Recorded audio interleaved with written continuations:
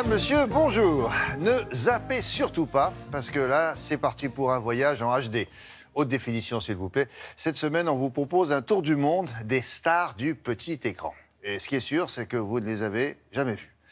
Qui sont les vedettes des télévisions étrangères? Pour quelles raisons sont-elles si populaires dans leur pays? Quel est le concept ou les concepts de leurs émissions? Bref, qui fait la pluie et le beau temps sur les audiences au-delà de nos frontières? C'est ce que nous verrons en long, en large et en 16/9 avec nos correspondants du jour. Et en raison du décalage horaire avec certains d'entre eux, toute la séquence qui suit a donc été enregistrée. Alors pour nous donner le programme télé du jour, nous avons fait appel à Franck Genozo, notre correspondant au Proche-Orient, Marc de Chalvron qui nous donne rendez-vous à Dakar, Sandrine Mercier en bas à gauche, qu'on joindra à Barcelone, et enfin Alexia Kefalas qui nous attend à Athènes. Voilà.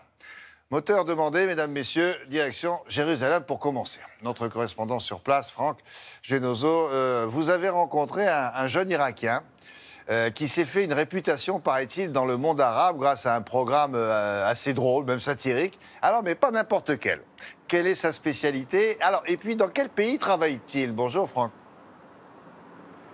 Bonjour William, eh bien son pays c'est l'Irak, sa spécialité c'est de faire rire, de tourner en dérision et son nom Ahmed Al-Bashir, un Irakien, un journaliste satirique de 30 ans qui est devenu en quelques années la bête noire des groupes djihadistes dans la région dont il se moque dans des sketchs absolument décapants, notamment des terroristes du groupe État islamique. Il a à ce titre, évidemment, vous vous en doutez, été menacé de mort à plusieurs reprises et la violence, il la connaît déjà car il a échappé en 2011, il y a 6 ans, à un attentat qui a coûté la vie à 6 de ses confrères. Depuis est née cette vocation, faire rire, l'humour comme arme pour répondre à la violence.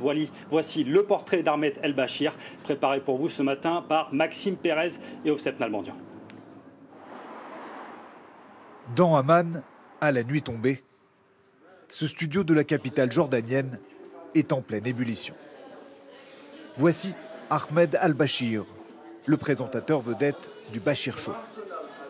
À quelques minutes de l'enregistrement, rien n'est laissé au hasard. Le prompteur fonctionne? Oui, dans 1 minute. Les fans ne tiennent déjà plus en place. Caméra et projecteurs sont braqués sur la scène.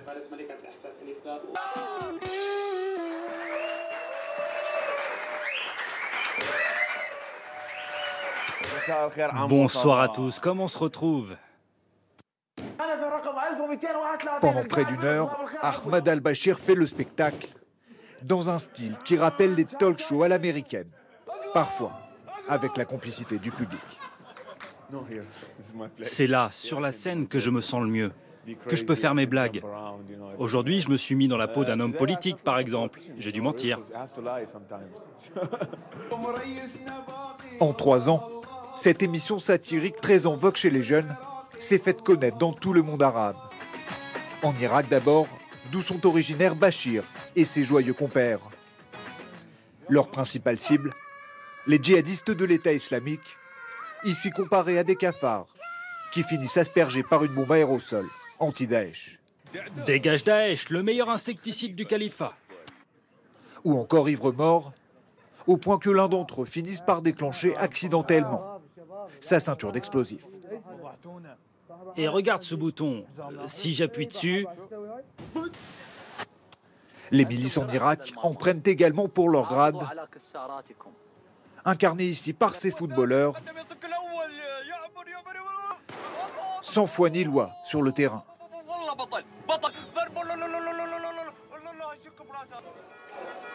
Mais à force de dénoncer sans tabou la violence et la corruption des autorités irakiennes, c'est en Jordanie que l'équipe du Bashir Show a dû se réfugier. En plein cœur d'Amman, l'emplacement de leur bureau ne peut être divulgué. Une quinzaine d'employés travaillent pourtant en toute décontraction. Ici, c'est la salle où l'on enregistre et où on surveille tous les programmes de chaînes de télévision irakiennes. Ça se passe sur ces écrans. Et pendant que ces jeunes journalistes s'attellent à dénicher la moindre séquence télévisée croustillante, Ahmed Al-Bashir prépare activement la prochaine émission. Il y a des problèmes en Irak. Mais c'est un programme satirique et on doit réussir à s'amuser de choses graves. Car on a un message important à faire passer. Les menaces de mort dont il fait l'objet le condamnent quasiment à une vie clandestine. Mais pas question pour lui d'oublier le sens de sa mission, si cher pour quelqu'un qui, en 2011, a échappé de peu à un attentat suicide. Je me fiche des menaces. Les gens meurent pour rien en Irak. Et on se doit d'agir pour notre peuple. Et moi, j'ai décidé de le faire, d'être la voix des jeunes en particulier, même si ça doit me coûter la vie.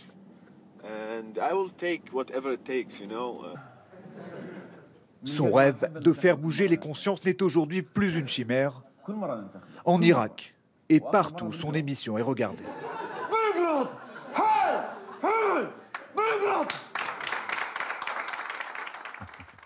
Oui, évidemment, quand on voit à qui il s'en prend, on se dit qu'Ahmed El-Bachir a dû se faire pas mal d'ennemis. Et puis, question subsidiaire, l'Irak n'a pas empêché la diffusion de cette émission qui, au fond, est diffusée à partir de la Jordanie.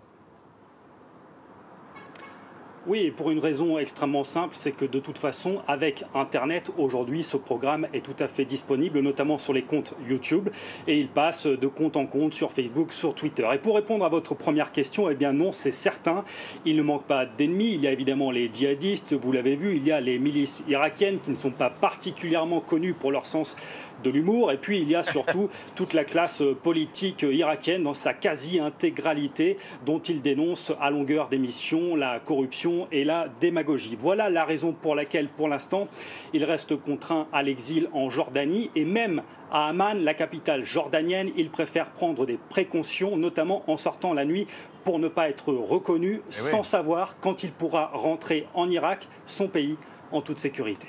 Bon, eh ben, merci beaucoup Franck, à très bientôt. Au revoir. Allez, on change de fréquence, cap sur le Sénégal. Alors là, la relève semble assurée, d'après ce que nous a dit Marc de Chalvron. Cela dit, Marc, c'est assez récent, hein, cette effervescence médiatique en Afrique, non? Bonjour.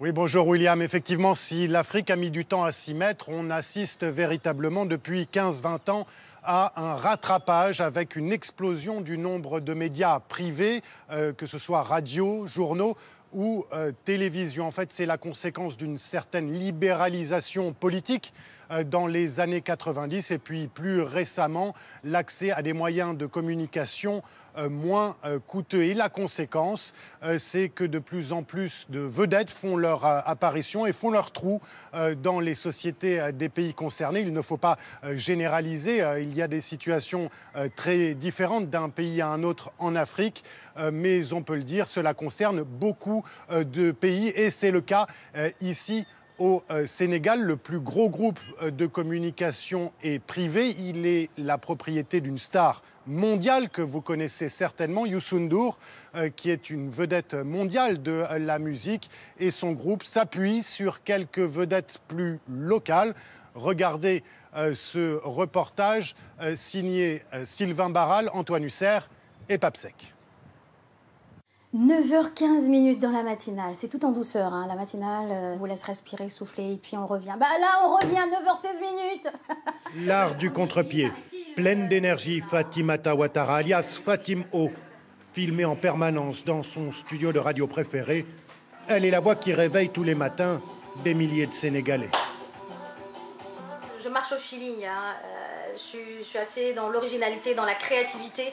Je peux créer quelque chose à l'antenne que je n'avais pas prévu. Et pour faire recette, il faut d'abord parler des sujets qui concernent les Sénégalais et donc forcément la vie des lutteurs. Portrait du jour, le lutteur Tyson, le lutteur sénégalais. L'émission est retransmise en direct et en vidéo sur les réseaux sociaux. La jeune femme de 36 ans, en permanence connectée, relaie les commentaires. Radicène sur le live de Facebook King FM qui dit respect à Tyson. Fatim O est la vedette incontestée de Futurs Médias, le plus gros groupe de communication sénégalais, dont le patron n'est autre que Youssou N'Dour, star internationale de la musique, dénicheur de talent. Sa protégée vient de recevoir le prix de meilleure animatrice d'Afrique. Maintenant, c'est le public qui juge. Et le public a jugé au-delà même de nos frontières. Bon, voilà, elle est portée number one des animateurs en Afrique. Donc, chapeau, parce qu'elle a vraiment gardé son public et ça s'est amplifié. Voilà près de 10 ans que Fatim O est entrée dans le quotidien des Sénégalais. Et même à la sortie du studio, l'animatrice multimédia garde le contact avec ses fans. Bonjour, ça va?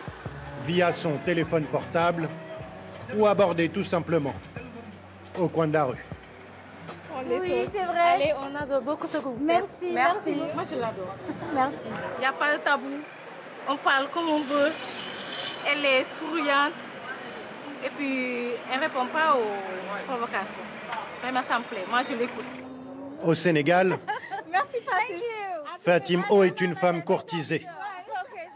Elle a rendez-vous justement avec un autre personnage incontournable de la scène musicale sénégalaise, le rappeur-producteur DJ Awadi. Bien, bien. Ça va? Il prépare un nouvel album, de la bombe. Et c'est elle qui me conseille. Voilà, j'ai toujours besoin de ce qu'elle dit pour modifier, prendre en compte. Comme ceux qui sont à la radio, qui savent ce que le public demande. Comme si Fatim O avait ce pouvoir de tout transformer en or. Une femme dans l'air du temps, à Dakar.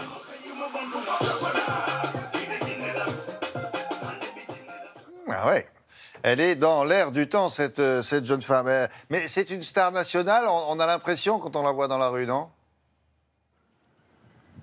Oui, William, effectivement, il convient de relativiser un peu. Fatim O n'est pas encore votre équivalent au Sénégal, même si on peut le voir dans le reportage, c'est une vedette, elle est abordée au coin de la rue, mais c'est une réalité, disons, urbaine d'un public branché ou tout du moins connecté. Et puis son public est assez particulier puisqu'il est francophone.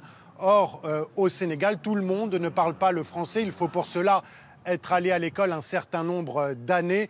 Et je vous le rappelle, au Sénégal, le taux d'alphabétisation est inférieur à 50%. Donc on peut douter du fait que Fatim O ait la même audience en brousse dans les régions de Tambacounda ou de Kédougou. Donc oui, c'est une vedette, une starlette du showbiz dans les milieux dakarois. Ce n'est pas encore une star nationale, même si évidemment on ne lui souhaite que cela. Et en ce qui concerne les journalistes, alors, est-ce qu'il y a des vedettes en Afrique? Oui, il y a des figures journalistiques qui sont connues, et notamment les présentateurs ou présentatrices dans certains pays africains des journaux télévisés de médias publics. Mais cette notoriété bute en général sur un problème de crédibilité, car ces journalistes sont soit rattachés à des médias d'État qui, dans la plupart des pays africains, restent les porte-voix des gouvernements, soit ils appartiennent à un groupe privé qui, eux aussi, sont très souvent partisans. Donc il y a des journalistes connus, mais qui ont un problème de crédibilité. Ils ne sont pas en fait réellement indépendants. Et quand il y a indépendance, il y a souvent manque de moyens, et donc leur notoriété ne sort pas au-delà d'un petit cercle. Merci beaucoup, Marc. Effectivement, tout le monde ne parle pas aujourd'hui le français au Sénégal. Il faut avoir un certain âge pour avoir été à l'école, sinon on parle le Wolof. Voilà, petite pause chez nous à présent avec notre spécialiste des internets. On va s'intéresser aux stars d'un autre petit écran, c'est celui de l'ordinateur. Alors Julia, qui sont les rois de la petite toile? Ces stars, William, aujourd'hui, elles sont devenues quasiment les personnes les plus influentes du monde grâce à Internet, grâce aux réseaux sociaux. On pourrait les mettre dans deux catégories différentes. Vous avez d'un côté les célébrités qui vont jouir de leur popularité naturelle et qui va être amplifiée par les réseaux sociaux. Et de l'autre côté, vous avez le commun des mortels qui va devenir mondialement connu grâce à Internet et aux réseaux sociaux. Alors d'abord, du côté des célébrités, la chanteuse texane Katy Perry, c'est la reine des réseaux sociaux. Elle gagne toutes les catégories avec 99 millions d'abonnés. Je ne sais pas si vous imaginez, elle dépasse tous les records. Elle est suivie de près par Justin Bieber avec 96 millions et par Taylor Swift qui est pas loin derrière. Taylor Swift, elle a une particularité, c'est qu'elle interagit énormément avec les gens qui la suivent. Elle s'investit énormément quand les gens se plaignent, qu'ils sont victimes par exemple de harcèlement. Elle va intervenir, elle va agir et elle a une énorme influence sur les gens. Vous avez des gens, au contraire, comme Beyoncé, extrêmement suivis aussi. Et leur secret de réussite, en ce qui la concerne en tout cas, elle et son mari, ça va être le secret, le culte du secret. Vous savez, c'est poster des petites choses très furtivement, très brièvement, et ça rend fou les fans, et ça marche aussi très bien. Bon. Du côté des animateurs télé, c'est lui, William, le champion toute catégorie. Ah oui. C'est Jimmy Fallon qui dépasse tous les autres avec ses 55 millions de personnes sur Twitter. C'est 48 millions, pardon. Alors, mais quand on dit ça, 48 millions d'abonnés qui le suivent, ce ne sont pas que des Américains. Ah bah non, Si. 58 millions, il est suivi de monde entier. Puis quand on regarde un petit peu sa page, on voit qu'il y a des choses qui sont dans toutes les langues, William. Ah ouais. Majoritairement en anglais, en américain, mais vraiment dans toutes les langues. Vous avez d'un autre côté, dans l'autre catégorie, les atypiques. Alors les atypiques, ça va être des gens comme PewDiePie. Alors lui, c'est un gamer. Il est en train de jouer aux jeux vidéo et c'est comme ça qu'il fait un carton, 55 millions d'abonnés. Et puis vous avez des gens qui sont des justiciers. Celui-ci s'appelle The Jester, c'est le Superman d'Internet. Ses cibles, William, eh bien c'est un hacker qui va attaquer les sites anti-américains, les sites djihadistes, les sites homophobes. Et c'est comme ça qu'il cartonne. Mais alors, il y a marqué, il est non identifié, mais pourtant on connaît son visage. Regardez, est un auto-justicier. Ça c'est quelqu'un qui l'a dénoncé. Mais lui, sur sa page, voilà comment il est présenté. On ne connaît pas son visage. On ne sait pas qui c'est. Donc ça c'est pas son visage. Non. Ah. Non, D'accord. Bon, et toutes ces stars du web, là, on peut les voir où? Je veux dire, est-ce qu'il y a un site particulier? Alors, vous avez pour la plateforme YouTube, William, qui est devenue le petit écran préféré des gens qui ont des stars sur Internet. C'est là qu'ils vont le suivre. C'est d'ailleurs le média préféré des adolescents. Et puis, vous avez une autre chose, quelque chose qu'on voit, ce sont les salons du web. Alors, les salons d'Internet, les salons des influenceurs, les Get Beauty, les Video City, c'est des trucs de dingue, William. C'est des shows à l'américaine. Les gens très jeunes, ces jeunes gens vont venir avec leurs parents qui sont complètement dépassés. Il y a même des garderies pour parents. Ils accompagnent leurs enfants, ils sont gardés. Alors, ce sont des larmes, des crises d'hystérie, des files interminables pour pouvoir faire des milliers de selfies avec ces nouvelles stars du petit écran. Ah ouais, on en a vu une quand nous tournions le Télématin à Cannes, Enjoy Phoenix. C'est exactement, vous l'avez cité, elle fait partie des plus suivies en France. Qui se déplaçait avec une cour. Il y avait 4 personnes autour d'elle, maquilleur, coiffeur, garde du corps, fiancé. Et qu'est-ce que j'ai oublié? Un cuisinier, ma sœur peut-être. Star du petit écran, c'est ça. Eh oui. Merci beaucoup, Julia. À plus tard. Allez, on zappe sur les chaînes espagnoles maintenant, avec Sandrine Mercier. Là-bas, vous allez voir que le roi, el rey de la télévision, n'a pas du tout sa langue dans la poche. Autrement dit, ça balance. Ça balance pas mal en Espagne. Sandrine, ils auraient pas un petit côté commère, vos copains, là-bas?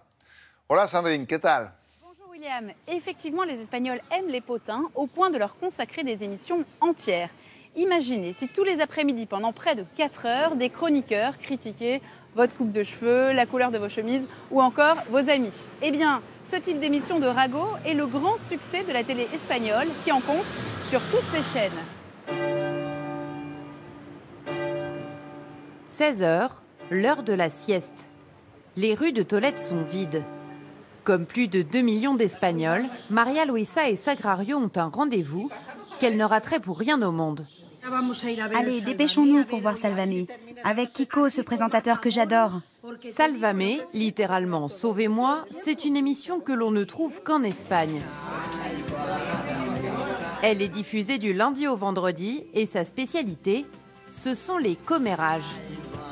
L'histoire du jour, un acteur espagnol est accusé d'avoir battu son petit ami. Lui, c'est son ex-petit ami. Il l'a quitté et l'autre veut se venger. C'est une émission sur la vie des stars. Et nous, on adore ça. Connaître tous les potins des gens célèbres. Mais ce qui fait le succès de l'émission, ce sont ses chroniqueurs et leur chamaillerie, haute en couleur. Mais oui, elle a raison, je suis d'accord avec elle. Sur le plateau de Salvame, la reine du crépage de chignon, c'est elle, Maria Patiño. Je passe plus de temps ici que chez moi. Et mon humeur peut changer d'une émission à l'autre. Parfois, on est plus sensible, moins en forme. Et tout ça, ça se voit à l'écran. Salvame, ce sont 4 heures de direct chaque jour, où tout peut arriver. Aujourd'hui, Lydia, l'une des chroniqueuses, se déguise en Donald Duck.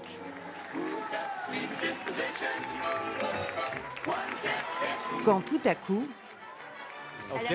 Lydia, ta mère a appelé. Ma mère a appelé? Oui, elle t'a pas vu au début d'émission et elle s'est inquiétée. Appelle-la en direct. Allô, maman? Tout va bien. Ce genre de scénette fait des cartons d'audience. C'est la clé de notre succès. Quand les gens nous voient, ils se disent « Lui, il souffre réellement ou il est en train de vivre un moment extraordinaire » et ils le partagent sincèrement avec nous. Jorge Javier Vázquez est le présentateur vedette de Sálvame, le roi des commères. Plus qu'une émission de potins, Sálvame, c'est comme un roman du 19e siècle. Avec ses histoires d'amour, de rupture, de rêves brisés, de désillusions, de trahisons, de tromperies. Avec plus de 2700 émissions à leur actif, Jorge Javier et ses chroniqueurs règnent sur les après-midi des téléspectateurs espagnols depuis près de 9 ans. Merci beaucoup, Sandrine. À bientôt. Au revoir. Retour sur nos ondes maintenant avec Anissa Arfaoui, qui est chez nous ici à Télématin, et Madame Zapette, qui connaît bien la télé étrangère précisément, pour nous avoir montré un certain nombre d'extraits d'émissions que nous ne connaissions pas. On va s'intéresser donc aux stars de la télévision, mais cette fois-ci en France. Absolument. Qui se démarque chez nous depuis le temps ? Alors, on va dire déjà qu'en France, nous avons deux catégories de stars de la télévision. Vous avez d'un côté les journalistes présentateurs ou animateurs qui sont là depuis un certain temps et qui maîtrisent l'art et la manière de faire de la télévision. Ils sont forts d'expérience, ils ont une culture béton, s'adressent à toutes les générations. Si je dois vous donner quelques exemples, alors effectivement, nous parlerons de Jacques Chancel, Bernard Pivot, vous, William ou encore Michel Drucker. Et vous remarquerez... Vous me mettez dans cette catégorie-là. Oui. Mais c'est mes maîtres, Jacques, Pierre Tchernia, Pivot et les autres. Et ben voilà, vous avez rejoint les maîtres. En tout cas, vous remarquez qu'il s'agit en tout cas de personnes qui ont inscrit leur notoriété dans la durée. Ça a été gagné dans le temps. Ensuite, nous avons une deuxième catégorie de stars de la télévision et il s'agit plutôt d'animatrices et d'animateurs éphémères. Ils sont beaucoup plus nombreux que la première catégorie. Forcément, ils s'adressent à un public très jeune et ils vont présenter du divertissement pur. Vous allez les retrouver à la tête de programmes pendant quelques petites années avant qu'ils ne disparaissent comme ils sont apparus. Alors pourquoi il y a une telle différence entre ces deux catégories de stars, entre guillemets? Il faut mettre des guillemets quand on parle de stars à la télévision, parce que vraiment, vous avez raison de dire que c'est parfois éphémère. D'autant qu'à cette époque-là, à l'époque de Michel et des autres, on ne pouvait faire de la radio et de la télé que si on avait au moins lu quelques livres, que si on avait déjà été au théâtre et ainsi de suite. C'est pas toujours le cas aujourd'hui. Ce n'est plus le cas, non, ce n'est bien évidemment plus du tout le cas. Alors, pour répondre à cette question de la différence trouve sa source évidemment dans les parcours. Si on a lu ou si on n'a pas lu. Si on fait un sondage aujourd'hui auprès d'un panel de téléspectateurs, et si vous leur demandez où avez-vous vu ou connu Michel Drucker, William Lémergie, Bernard Pivot, les réponses vont être très claires. On va citer Champs-Élysées, Vivement Dimanche, Apostrophe, Télématin. Maintenant, posez la question à ce même panel, à savoir où est-ce qu'ils ont connu ou vu telle ou telle nouvelle vedette de la télévision française. Quelles vont être les réponses? Les réponses vont être majoritairement sur Facebook, sur Twitter ou dans tel ou tel magazine à scandale. Eh ben oui. Parce que ce genre de statistiques ont été faites. Oui. Il y a eu des études avec quelques questions, effectivement, et les gens les connaissent plus dans les magazines à scandale. Alors, ce que cela veut dire, c'est que si les plus anciennes vedettes de la télévision sont connues pour ce qu'elles ont fait et pour ce qu'elles sont réellement, les nouvelles le sont pour ce qu'elles postent. Tout simplement. Ça veut dire quoi? Que pour être une star de la télé aujourd'hui, en tout cas dans ce pays, il faut être une star sur Internet. Remarquez aux États-Unis, Jimmy Fallon, c'est un peu ça aussi. Alors, oui, c'est un peu ça. Après, il y a du contenu quand même chez Jimmy Fallon. En tout cas, aujourd'hui, vous pouvez être dragué par la télévision sans avoir jamais rien fait de votre vie, et tout simplement parce que vous êtes une star des réseaux sociaux. On va dire que la célébrité dans ce monde 2.0 va se compter en nombre de clics, en nombre de likes sur Facebook ou encore en nombre d'abonnés sur Twitter. En bref, certaines chaînes vont engager un produit qui fonctionne bien auprès du web consommateur. Alors, pour répondre à votre question, la réponse est majoritairement oui. Alors, à quel moment ça a basculé, ça? C'est la prédominance du web et le goût du buzz? Alors, ça fait une bonne dizaine d'années. Et c'est arrivé au moment, vous savez, où a émergé le phénomène des blogueuses. C'est, vous savez, ces anonymes qui écrivent qui tiennent des blogs et qui écrivent sur leur marque préférée et vont détailler les raisons de leur coup de cœur. Elles ont eu un tel succès, c'est-à-dire qu'elle rassemblait pour certaines de très larges communautés de lectrices, au point que les médias ont commencé à s'intéresser à elles. Et puis, de fil en aiguille, eh bien, elles sont passées d'invitées sur les plateaux télé à chroniqueuses. Et là, en fait, c'était le début d'un vrai bouleversement dans les méthodes de recrutement. Aujourd'hui, c'est très fréquent que des chaînes du câble ou que des chaînes de la TNT aillent recruter une petite starlette de télé-réalité qui n'a rien fait de sa vie, mais qui est riche d'1 million d'abonnés sur Twitter pour présenter un de leurs programmes, plutôt qu'une vraie journaliste ou une animatrice. Pourquoi ils font ça? Parce qu'en fait, la star sur les réseaux sociaux est supposée débarquer avec son fan club virtuel. Voilà. Maintenant, pour conclure, il faut quand même dire que si on en est là, c'est parce que la télévision a aussi peut-être un petit peu démissionné de sa mission première. À l'origine, la télévision devait informer, cultiver et distraire. Et on va dire... Ça, c'est ce qu'on disait pour le service public, en tout cas. Absolument. Ouais. En tout cas, si on généralise, ça reste la mission première de la télévision. Petit à petit... On démissionne un peu de ce rôle-là et pour faire le buzz, un peu comme sur Internet. Mais nous, on a des blogueuses ici. C'est vrai. Ouais, regardez la jeune femme qui est là, qui travaille à côté de moi, Anne Faustine. Elle est blogueuse. Alors, elle a un blog où elle raconte ce qu'elle voit dans Paris. Elle vous propose des tas de choses. Voilà, Anne Faustine, plus future star. Oui, bien sûr. Allez, merci beaucoup, Anissa. À très bientôt. Alors, pour la dernière séquence du jour, direction Athènes, où la télévision satirique là-bas. Alors, vous allez voir, on ne connaît pas la crise, et pourtant, il y a une crise en Grèce. Alexia, plus généralement, quel est le type de programme que l'on trouve sur le petit écran en Grèce, et qu'est-ce qui plaît le plus là-bas chez vous? Bonjour. Bonjour William. Eh bien, ce qui plaît le plus, c'est peut-être ce qu'on peut retrouver dans la plupart des pays européens, mais surtout ici, depuis le début de l'année, une série de télécrochets et de télé-réalités ont envahi la télévision privée grecque et ça fait des audiences impressionnantes, notamment il y a le Koh-Lanta grec qui s'appelle Survivor et qui est un phénomène absolument impressionnant, non seulement en termes d'audience, mais aussi de rentrée publicitaire. Il faut savoir que les meilleurs psychologues de la place d'Athènes se sont penchés sur la question, à savoir ce parallélisme entre les Grecs qui essaient de survivre à la crise et cette équipe de Grecs qui essaie de survivre dans cette île déserte. Il faut savoir qu'effectivement, il y a peut-être un parallélisme puisque cette émission avait essayé de venir sur le marché grec il y a quelques années, mais ça n'avait pas marché.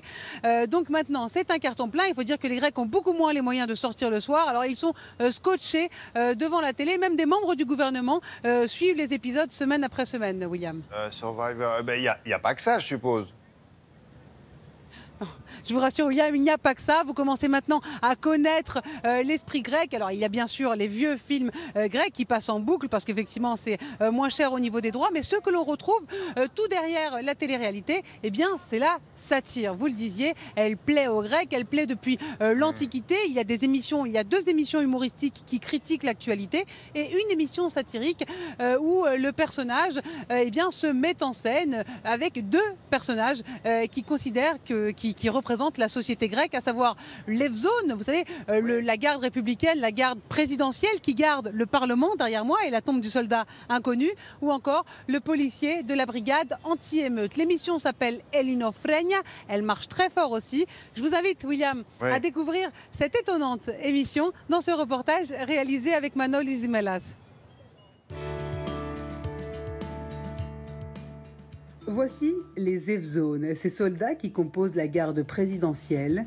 Et voici Apostolis, l'Evzone le plus connu de Grèce. Depuis 4 ans, il revêt le costume de cette unité d'élite cérémonielle avec la jupe aux 400 plis et les chaussures à pompons pour faire rire toute la Grèce dans son émission Ellinofrenia, que l'on peut traduire par la folie grecque.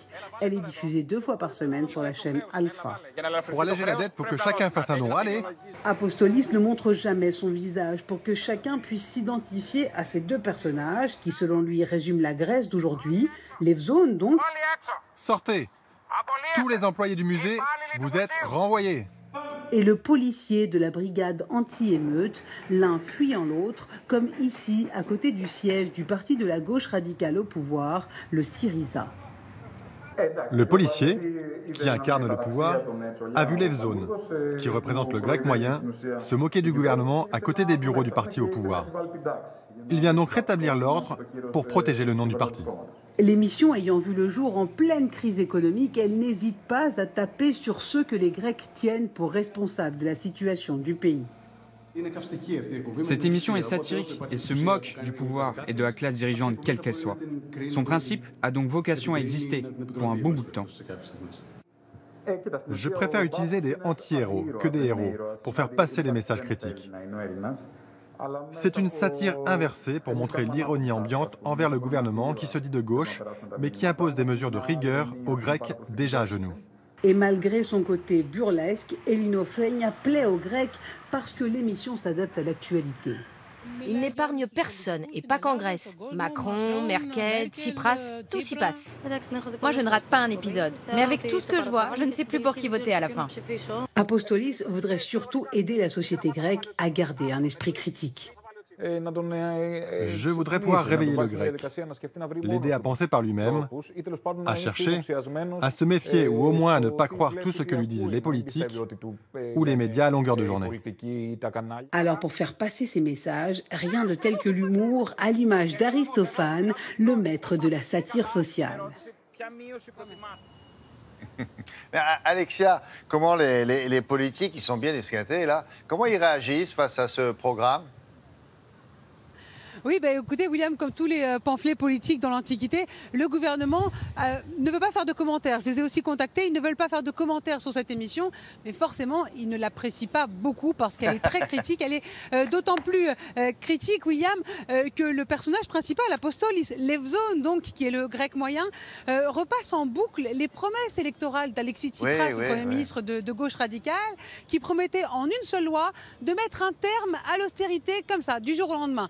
Sauf qu'effectivement, dans réalité, ce n'est pas la pratique. C'est la raison pour laquelle ils ne veulent pas vraiment donner beaucoup d'ampleur à cette émission. Ils ne veulent pas la commenter. Ils ne veulent même pas fréquenter Apostolis, qui est devenu quand même une star ici, même si son visage reste caché. Alors, j'ai deux questions à vous poser pour terminer. La première, c'est que son visage, effectivement, est caché, donc il est extrêmement populaire, sauf qu'on ne sait pas qui c'est. Donc, il n'est pas célèbre. Exactement. Alors, il est célèbre en tant qu'Apostolis. On connaît sa voix aussi parce que figurez-vous, William, qu'il y a une émission de radio tous les jours aussi sur une radio très populaire, une radio privée, Rial. Donc, on connaît sa voix, mais effectivement, son visage est cassé et est caché et il en use beaucoup, notamment grâce aux réseaux sociaux. Donc, son nom, son personnage est connu, mais effectivement, lui, il peut aller au supermarché tranquillement. Tranquillement, et on ne sait pas ni son prénom réel, ni son nom réel, au fond. Si, Apostolis est son prénom réel. Ça reste son prénom réel. Il s'appelle bien Apostolis, ça, il ne le cache pas. Il y en a d'autres qui s'appellent comme ça. Ouais. Beaucoup, c'est un peu comme s'appelait William. Ouais. Bon, est-ce que si la crise s'arrête, est-ce que du coup l'émission va s'arrêter ? Eh bien, c'est une excellente question, William. Ça, on ne sait pas vraiment, parce qu'effectivement, en fait, on ne sait pas si la crise économique va se terminer déjà, mais surtout, si ça vient à se finir, est-ce que la classe politique qui prête vraiment à sourire prêtera à la satire ? Il faut savoir que tout de même, au Parlement derrière moi, c'est devenu une véritable jungle entre les divers partis politiques. Il y a des stars de la télé, des stars du showbiz aussi qui sont devenus députés. Donc, vous imaginez un petit peu l'ambiance. Mais il y a aussi un côté un peu plus tragique avec notamment les députés d'Obdoré, le parti néo-nazi qui est particulièrement dangereux. Eh bien ça, Elino Freña, l'émission les critique beaucoup. Espérons que ça marche et que ça ait une influence quelconque sur le vote des gens. Merci Alexia, merci beaucoup, à bientôt. Merci Madame, William. monsieur, à bientôt. On rend l'antenne, comme on dit à la télé. Merci à nos correspondants de nous avoir présenté les stars des télévisions étrangères. Il y en a d'autres, on le refera. Et la semaine prochaine, alors un autre thème, on s'intéressera à un fléau international que vous connaissez tout au moins de nom. J'ai nommé la contrefaçon. Quels sont les produits les plus copiés aux quatre coins du monde? Quels sont les plus gros fabricants? Quelles sont les peines encourues dans les autres pays? Bref, le faux ailleurs dans le monde, ça donne quoi? Réponse samedi prochain avec un voyage 100% authentique. Lui. Télématin, c'est fini pour aujourd'hui, mais on se retrouve lundi pour une émission consacrée en grande partie au second tour, évidemment, des élections législatives. En attendant, quelques images de la semaine écoulée. C'est le petit bonus. Bonne fête à vous, bon week-end à chacun.